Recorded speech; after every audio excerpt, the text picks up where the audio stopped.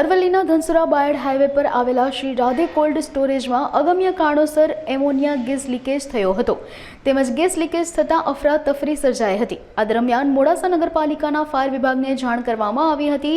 આ ઉપરાંત ફાયરમેન સુનિલ માવી અને ફાયર ટીમે ગેસનો વાલ્વ બંધ કરી પરિસ્થિતિ પર કાબુ મેળવ્યો હતો। ઘટનામાં કોઈ જાનહાનિ થઈ નથી। હું નામે ગોસ્વામી રમેશપુરી હીરાપુરી ઉજરેશ્વર। બનાવમાં એવું બન્યું કે રાધે કોલ્ડ સ્ટોરેજમાં રાત્રે લગભગ 8 વાગે કે 7 વાગ્યાની આજુબાજુ ગેસ લીકેજ થયેલો અને એના કારણે આજુબાજુના ખેડા ગામના રોડ ઉપર હતા જે રામનગર કહેવાય ત્યાંના લોકો એકદમ બેબાકડા બની ગયા ગેસના લીધે અને એકદમ ઉંમરવાળા જે હતા બીપી વાળા હતા એ લોકોનો આપણો વાત્રક દવાખાને એડમિટ કરવા પડ્યા। આમાંથી લગભગ 15-20 જણાને તો અત્યારે એડમિટ કરવા પડ્યા છે સરકારી દવાખાનામાં। અને આજુબાજુના જે કોલ્ડ સ્ટોરેજ ઉપર જે માણસો હતા એ પણ અહીંથી ભાગી ગયેલા।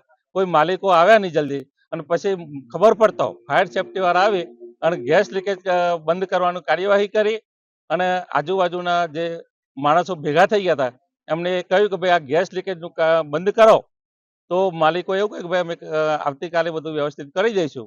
પણ આજે જે 50-60 જણોને તકલીફ થઈ અને દવાખાને દાખલ કરવા પડ્યા, માલિકો કોઈ હાજર નહોતા। પોલીસની ગાડી આવી પણ પોલીસ વાળાએ એટલું કહ્યું કે ભાઈ અમે ગેસ બંધ કરાવીએ પણ બીજું કશું થાય નહીં। અને આ રીતે જે દાખલ કરવા 108માં બોલાવવા પડે, એક બેબી દાખલ થઈ ગઈ પડી લોથરીન એટલે એને દાખલ કરવી પડી વાત્રક હોસ્પિટલે। તો આ માલિકો ઉપર ફરી આવું ના થાય એના માટે તંત્રએ કાયદેસર પગલાં લઈ અને ફરી આવો બનાવ ના બને એની તકેદારી રાખવી જોઈએ।